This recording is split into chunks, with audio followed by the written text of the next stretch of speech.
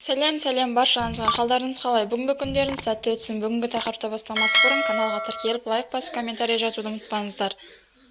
Танымал әнші Ерке Есмахан телефоннан басталмауының себебін айтты.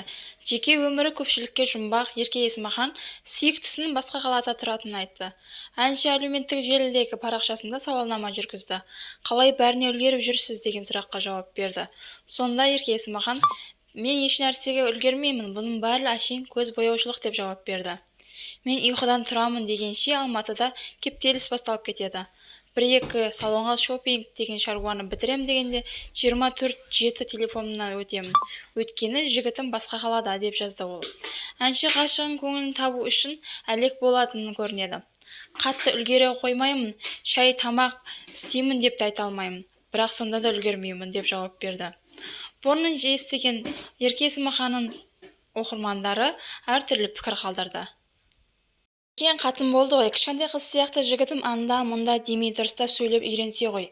Өзінің кіші жігіттерге жүгіргенше өзіне үлкен еркекпен бас қоспайсың ба? Өзіңді бағалайтын, өзің жүгіресің шиголдарға, ешқайсы сені жар етіп алмайды. Еркектің санын көбейтпей, неге бұлай жасай бересің, деп жазды Ерке Есмаханға.